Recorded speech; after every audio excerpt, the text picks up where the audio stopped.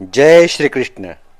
कविं पुराणम अनुशासितारम अणोः अणियांसम अनुस्मरेत सर्वस्य धातारम अचिंत्य रूपम आदित्यवर्णम तमसः परस्तात्।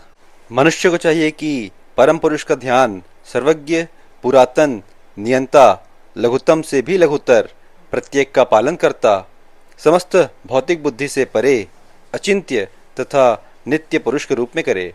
वे सूर्य की भांति तेजवान हैं और इस भौतिक प्रकृति से परे दिव्य रूप हैं।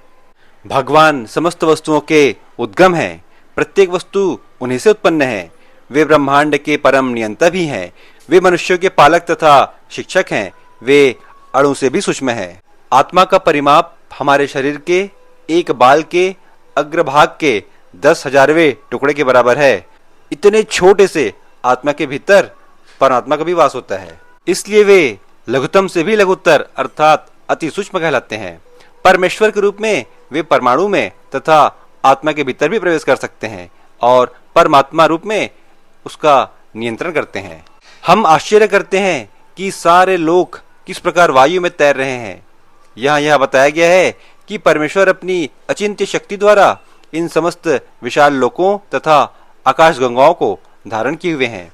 इस प्रसंग में अचिंत्य शब्द अत्यंत सार्थक है। ईश्वर की शक्ति हमारी कल्पना या विचार शक्ति से परे है, इसलिए अचिंत्य कहलाती है। प्रयाण काले मनसा अचलेन भक्त्या युक्तो योग बलेन चैव भ्रुवोः मध्ये प्राणम आवेश्य सम्यक सह तम परम पुरुषम उपैति दिव्यम। मृत्यु के समय जो मनुष्य अपने प्राण को भावों के मध्य स्थिर कर लेता है और योग शक्ति के द्वारा अविचलित मन से पूर्ण भक्ति के साथ परमेश्वर के स्मरण में अपने को लगाता है, वह निश्चित रूप से भगवान को प्राप्त होता है। इस श्लोक में योग बलेन शब्द का विशिष्ट प्रयोग महत्वपूर्ण है, क्योंकि योग के अभाव में चाहे वह षट चक्र योग हो या भक्ति योग, मनुष्य कभी भी मृत्यु के समय इस दिव्य वस्तु को प्राप्त नहीं होता। कोई भी मृत्यु के समय परमेश्वर का सहसा स्मरण नहीं कर पाता। उसे किसी न किसी योग का, विशेषतया भक्ति योग का अभ्यास होना चाहिए, क्योंकि मृत्यु के समय मनुष्य का मन अत्यधिक विचलित रहता है। अतः अपने जीवन में मनुष्य को योग के माध्यम से अध्यात्म का अभ्यास करना चाहिए। यत् अक्षरम वेद विदो वदन्ति विशन्ति यद्यतयो वीतरागाः यत् इच्छन्तो ब्रह्मचर्यम चरन्ति तत्ते पदम संग्रहेण प्रवक्ष्ये। जो वेदों के ज्ञाता हैं, जो ओंकार का उच्चारण करते हैं और जो संन्यास आश्रम के बड़े बड़े मुनि हैं, वे ब्रह्म में प्रवेश करते हैं। ऐसी सिद्धि की इच्छा करने वाले ब्रह्मचर्य व्रत का अभ्यास करते हैं। अब मैं तुम्हें वह विधि बताऊंगा जिससे कोई भी व्यक्ति मुक्ति लाभ कर सकता है। सर्वद्वाराणि संयम्य मनो हृदि निरुद्य च मूर्ध्नि आधाय आत्मनः प्राणम आश्रितः योग धारणाम।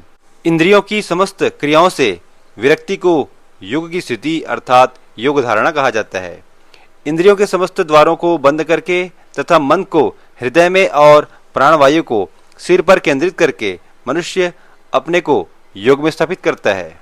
इस श्लोक में बताई गई विधि से योग अभ्यास के लिए सबसे पहले इंद्रिय भोग के सारे द्वार बंद करने होते हैं। यह विधि प्रत्याहार कहलाती है। इसमें ज्ञान इंद्रियों को जैसे नेत्र, कान, नाक, जीभ तथा त्वचा को पूर्णतया वश में करके उन्हें इंद्रिय तृप्ति में लिप्त नहीं होने दिया जाता। इस प्रकार मन हृदय में स्थित परमात्मा पर केंद्रित होता है और प्राणवायु को सिर के ऊपर तक चढ़ाया जाता है। इसका विस्तृत वर्णन 6 अध्याय में हो चुका है, किंतु जैसा पहले ही कहा जा चुका है कि आज के समय में यह विधि व्यवहारिक नहीं है। सबसे उत्तम विधि तो कृष्ण भावनामृत है।